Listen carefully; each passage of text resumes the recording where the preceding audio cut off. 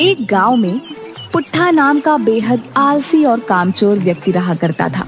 उसके आलसीपन के कारण गांव के सभी लोग उससे बेहद परेशान थे। वह सारा दिन पड़े पड़े बस ऊंचे ऊंचे सपने देखा करता था। आज भी वो एक खेत में एक पेड़ के नीचे आंखें बंद करके लेटा हुआ था कि तभी खेत के मालिक चौधरी की आवाज उसके कानों में टकराई। यहाँ क्या कर रहा है पुट्ठा? तुझे मैंने यहाँ काम पर रखा है या आराम करने के लिए? हैं? कौन है भाई जिसने मुझे सपनों से जगा दिया? अरे अपनी सोई हुई आंखें फाड़ कर तो देख, मैं हूँ इस खेत का मालिक। अरे आप हैं चौधरी जी? ये क्या, अभी अभी तो आकर लेटा हूँ चौधरी जी। क्या आपके खेत में काम करके कुछ देर आराम भी नहीं कर सकते? पिछले 3 घंटों से तुझे इसी पेड़ के नीचे लेटा देख रहा हूँ। बाकी सब लोग मेहनत से फसल काटने में जुटे हुए हैं और तू तो यहाँ पर ऐसे आराम कर रहा है जैसे कि तू इस खेत का मालिक हो। चिंता मत कीजिए चौधरी साहब, एक दिन वो भी आएगा जब मैं तुम्हारे जैसे न जाने कितने खेतों का मालिक बनूंगा। दरअसल बात यह है कि ये छोटे मोटे काम मेरे लिए नहीं बने हैं, मैं कुछ बहुत बड़ा करने के लिए बना हूँ। हाँ पुट्ठा, मैं तो तुझे धक्के देकर उसी दिन निकाल देता जिस दिन मैंने तुझे काम पर रखा था, मगर क्या करूं, तेरी पत्नी के आंसू देखकर मैं पिघल गया। लेकिन अब मैं और ज्यादा तुझे बर्दाश्त नहीं कर सकता। मैं यहाँ पर मजदूरों को काम करने की तनख्वाह देता हूँ, आराम करने की तनख्वाह नहीं देता। ठीक है, अगर आप मुझे काम पर नहीं रखना चाहते तो मुझे कोई फर्क नहीं पड़ता, लेकिन 10 दिन जो मैंने जी तोड़ करके मेहनत की है उसके पैसे तो मुझे दे दो। तेरा दिमाग तो ठीक है पुट्ठा, पिछले 10 दिनों में तूने 12 घंटों में 12 मिनट भी काम नहीं किया। किस बात के पैसे? देखो चौधरी, किसी गरीब को दबाना अच्छी बात नहीं होती। अरे आपने फिल्मों में नहीं देखा क्या, जब भी कोई अमीर आदमी किसी व्यक्ति को उसकी तनख्वाह नहीं देता था तो वो गरीब डाकू बन जाता था। भाई पुट्ठा की बात सुनकर चौधरी हंसने लगा। डाकू बनने के लिए भी बहुत मेहनत लगती है पुट्ठा, पता है तुझे? बंदूक उठानी पड़ती है, घुड़सवारी करनी पड़ती है। तुझसे तो वो भी नहीं होगा। इससे पहले कि मैं तुझे धक्के देकर यहाँ से निकाल दूं, सीधी तरह से यहाँ से मेरी आंखों के सामने से दूर हो जा। चौधरी का गुस्सा देखकर पुट्ठा डर गया और चुपचाप अपने घर चला गया।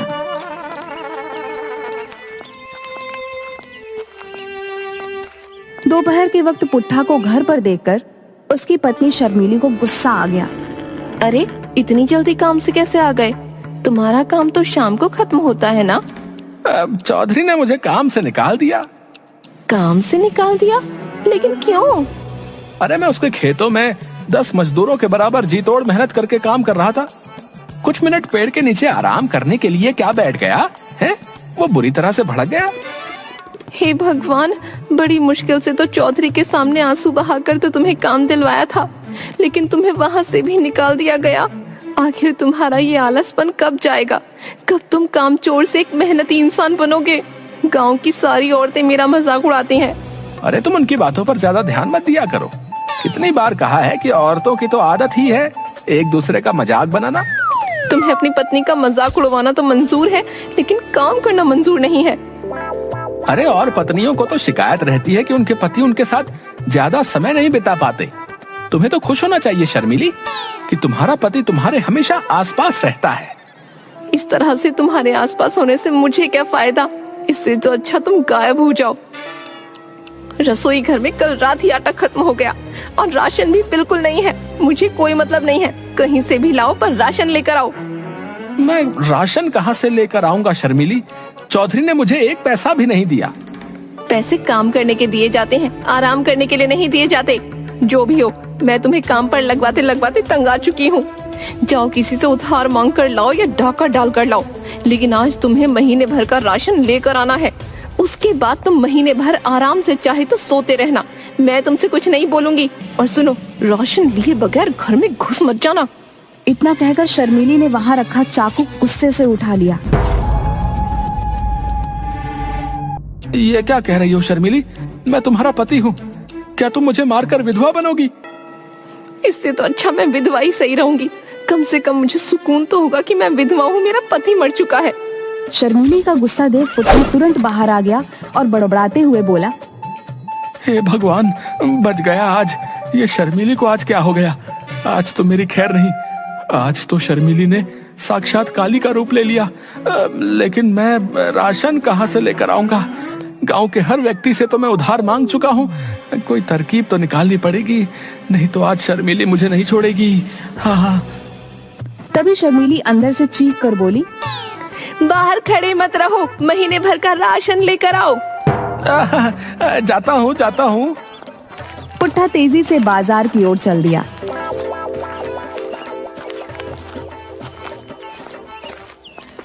मगर कुछ ही दूर जाकर वह थक गया। कितनी गर्मी है, मुझे तो थकान सी महसूस हो रही है। एक काम करता हूँ, किसी पेड़ की छाया में बैठकर थोड़ा आराम कर लेता हूँ। हाँ, और वहीं बैठकर कुछ सोचता हूँ कि ये राशन पानी का जुगाड़ कहाँ से किया जाए। पुट्ठा एक पेड़ के नीचे जाकर आंख बंद करके लेट गया। तभी उसके कानों में किसी साधु की कड़कदार आवाज टकराई।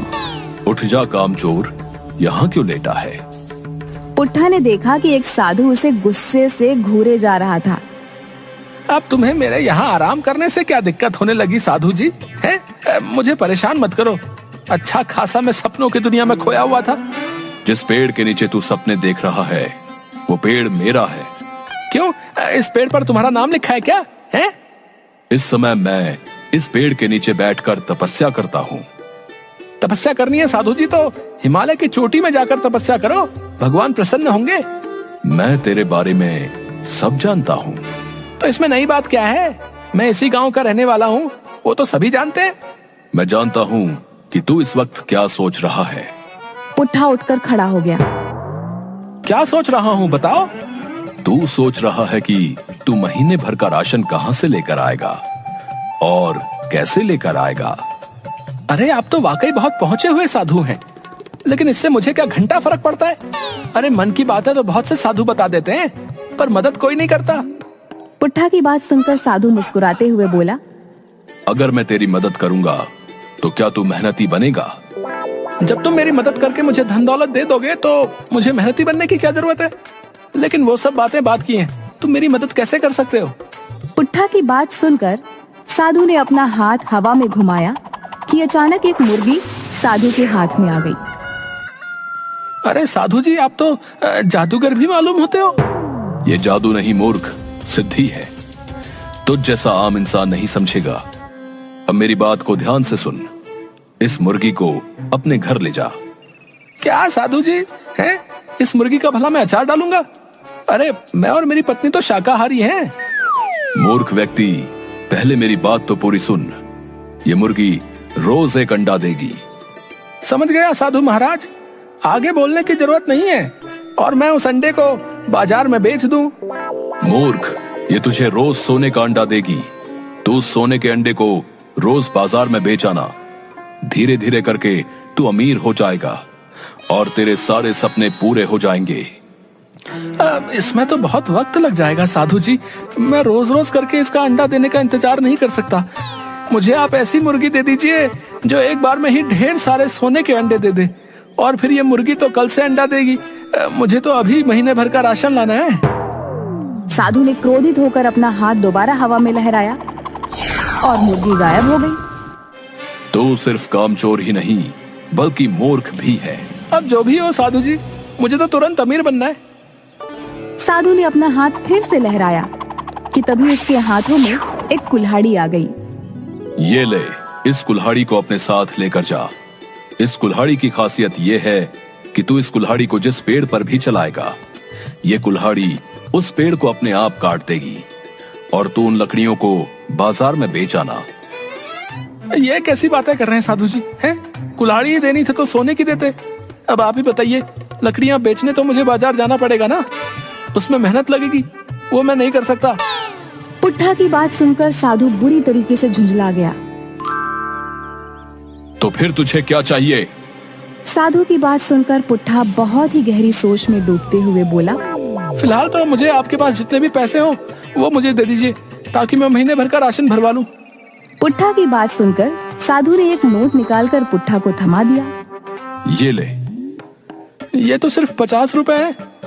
इससे महीने भर का राशन तो क्या, आज का भी राशन नहीं आ पाएगा। आपको पता भी है महंगाई कितनी हो गई है। कहाँ तो आप सोने का अंडा देने वाली मुर्गी मुझे दे रहे थे, और आपकी अपनी जेब से निकला क्या सिर्फ 50 रुपए। मूर्ख व्यक्ति, मैं अपने पास सिर्फ उतने ही पैसे रखता हूँ जितना मैं अपने पेट में अन्न ग्रहण कर सकूं। बाकी सिद्धि और मोह माया की बातें तेरे जैसा बेवकूफ क्या जाने। तेरा कुछ नहीं हो सकता। इतना कहकर साधु वहां से चला गया। चलो कम से कम 50 रुपए तो मिले। पुट्ठा 50 रुपए लेकर बाजार घूमने लगा। तभी पुट्ठा की नजर गांव में बनी एक नई छोटी सी दुकान पर पड़ी, जहां पर गरम गरम समोसे बन रहे थे। लगता है ये दुकान नई है और समोसे बनाने वाला भी इस गांव में नया लगता है। ये समोसे की खुशबू बहुत अच्छी आ रही है। चलो एक काम करता हूँ, कुछ समोसे इसी 50 रुपए के खरीद लेता हूँ। अगर राशन का जुगाड़ नहीं हुआ तो शर्मीली समोसे खाकर ही पेट भर लेगी। कम से कम समोसे खाकर उसका गुस्सा तो शांत हो जाएगा। पुट्ठा सीधा समोसे की दुकान पर चला गया। पुट्ठा दुकानदार से बोला, लगता है इस गांव में नए हो। जी बाबू साहब, कुछ दिन पहले ही मैंने दुकान खोली है। सुना है इस गांव में काफी खुशहाली है। हाँ हाँ वो तो है। वैसे एक समोसा कितने का दे रहे हो? 5 रुपए का एक समोसा है। इस महंगाई ने भी कमर तोड़ दी है भैया। हमारे बचपन में 1 रुपए के 5 समोसे आया करते थे। वो जमाने लद गए साहब। शहर में तो ये समोसा 10 रुपए का मिलता है। सही है, ये लो 50 रुपए। 10 समोसों का पैकेट बना देना। मैं कुछ देर बाद आपसे आकर ले लूंगा, ठीक है? ठीक है। पुट्ठा समोसे वाले को पैसे देकर बाजार में इधर उधर नजरें दौड़ाने लगा। तभी उसकी नजर एक राशन की दुकान पर पड़ी। पुट्ठा उस दुकान में घुस गया। ये लो झोला और महीने भर का राशन भर दो, और पैसे हिसाब में लिख लेना। मैं अगले महीने दे दूंगा, ठीक है? तेरा दिमाग तो ठीक है पुट्ठा, हैं? अबे तूने तो पिछली उधारी ही नहीं चुकाई। पिछले 6 महीने से तू मुझसे यही कह रहा है कि कल दे दूंगा, कल दे दूंगा। मेरे पैसे देना तो दूर, तू उल्टा उधार मांगने वाला चला आया। भाग यहाँ से। अरे अगर राशन नहीं देना तो अकड़ क्यों रहे हो भैया? हैं? आपको किसी गरीब की बेइज्जती करते हुए शर्म नहीं आती? अबे तू पिछला उधार दिया नहीं और नया उधार मांगने और आ गया। तेरी आरती उतारू क्या है बे? देख पुट्ठा, मैं तुझे 1 रुपए का भी उधार नहीं देने वाला। सबसे पहले पिछली उधारी चुका, और उसके बाद जो भी सामान खरीदना है नगद खरीद। तभी दुकानदार के पास उसका नौकर भोला आ गया। दुकानदार भोला से बोला, अरे भोला, वो जो समोसे वाला है, उससे तू मेरी पत्नी का हार छुड़वा आया क्या? हाँ साहब, मैंने उसे पूरे पैसे दे दिए। भोला की बात सुनकर पुट्ठा सोच में पड़ गया।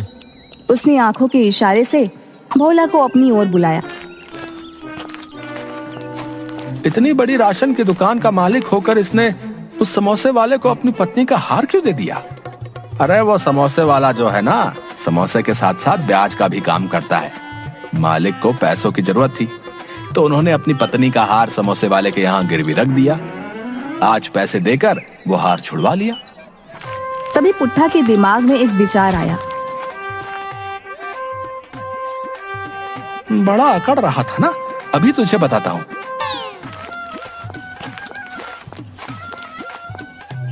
पिछली उधारी कितनी थी मेरे ऊपर? सब मिलाकर पूरे 5,000 रुपए। मैं जानता था तुम मुझे उधार नहीं दोगे, इसीलिए मैं अपनी पत्नी की अंगूठी चुपके से ले आया था, और मैंने उसे 10,000 रुपए में समोसे वाले के पास गिरवी रख दिया था। तुम एक काम करो, पूरे 5,000 रुपए का राशन मुझे दे दो, और अपने नौकर भोला को मेरे साथ समोसे वाले के यहाँ भेज दो। मैं समोसे वाले से पैसे दिलवा लूंगा। पुट्ठा की बात सुनकर दुकानदार सोच में पड़ गया। तेरी बीवी के पास सोने की अंगूठी कहाँ से आई बे? अरे मैं कामचोर हूँ, लेकिन मेरी बीवी अच्छे परिवार की है। उस बेचारी को तो पता भी नहीं है कि मैंने उसकी अंगूठी गिरवी रख दी है। दुकानदार ने पुट्ठा की बात पर यकीन कर लिया और पूरे 5,000 का राशन उसे दे दिया और भोला को पुट्ठा के साथ भेज दिया। पुट्ठा उस समोसे वाले से दूर जाकर खड़ा होकर बोला, अरे समोसे वाले भैया। जी भैया। वो 10 का पैकेट तुम भोला को दे देना। ठीक है भैया। भोला ने समझा कि पुट्ठा 10,000 रुपए की बात कर रहा है। पुट्ठा भोला से बोला, 10 का पैकेट ले, अपने मालिक के मुंह पर मार देना।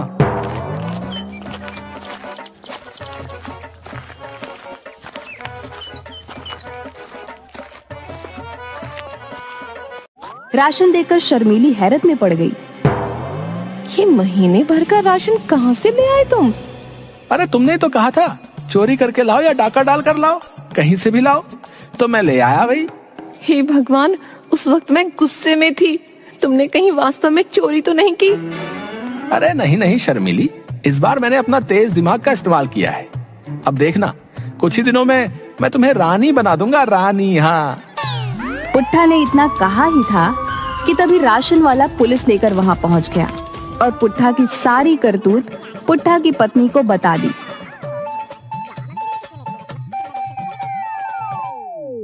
रे लोगों को बेवकूफ बनाता है बे। चल थाने ले जाकर तेरी वो पिटाई करूंगा कि तू लोगों को बेवकूफ बनाना भूल जाएगा। मुझे माफ कर दो थानेदार साहब, मैं आइंदा ऐसी हरकत नहीं करूंगा। रे तू माफी के लायक नहीं है, तू एक शातिर ठग है। फिल्मी स्टाइल में लोगों से ठगी करता है। जरूर तूने राजू चाचा मूवी देखी होगी। न, मैंने ऐसी कोई फिल्म नहीं देखी थानेदार साहब। अबे अगर ऐसी कोई मूवी नहीं देखी तो फिर उसी स्टाइल में ठगी करने का विचार तेरे दिमाग में कैसे आ गया? इन्हें माफ कर दीजिए थानेदार साहब, इनकी तरफ से मैं माफी मांगती हूँ। ये जो राशन दुकानदार साहब को बेवकूफ बनाकर लाए हैं, मैं वो पूरा राशन वापस करने को तैयार हूँ। इतना कहकर शर्मीली ने सारा राशन उस दुकानदार को पकड़ा दिया। पुलिस वाले को तो शर्मीली के ऊपर तरस आ गया और उसने पुट्ठा को छोड़ दिया।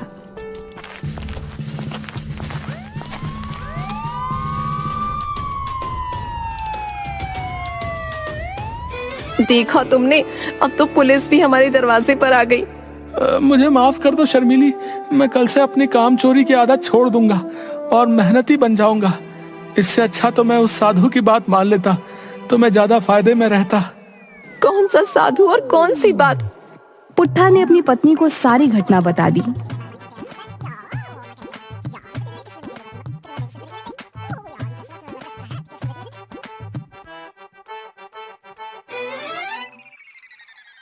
साधु ने बिल्कुल सही कहा था, तुम वाकई एक बेवकूफ आदमी हो। अपने नाम के मुताबिक पुट्ठा के पुट्ठा ही रहोगे। उस रात शर्मीली और पुट्ठा भूखे ही सो गए और अगली सुबह शर्मीली जब आंख खोलती है तो शर्मीली ने देखा उसके बगल में कुछ पैसे रखे हुए थे। शर्मीली ने तुरंत अपने पति पुट्ठा को उठाया। ये पैसे कहाँ से आए? पैसों को देखकर पुट्ठा सोच में पड़ गया। तभी सामने वही साधु प्रकट होकर बोला, ये पैसे मैंने रखे हैं बेवकूफ, क्योंकि तूने मुझसे पैसे ही मांगे थे। चाहता तो मैं तुझे सोना चांदी भी दे सकता था, लेकिन उससे तू और कामचोर हो जाता। इन पैसों से अपने घर का महीने भर का राशन ले आना और इनमें से जो कुछ पैसे बचेंगे तो उन बचे हुए पैसों से कोई छोटा मोटा कारोबार कर लेना और मेहनत से पीछे मत हटना। मुझे माफ कर दीजिए साधु महाराज, मैं मेहनत से अब पीछे नहीं हटूंगा। हाँ। साधु मुस्कुराता हुआ वहां से गायब हो गया और पुट्ठा देखते ही देखते मेहनती और एक सफल कारोबारी बन गया। कुछ ही सालों में वो गांव का सबसे अमीर आदमी बन गया। आज पुट्ठा की गिनती सफल व्यापारियों में होती है।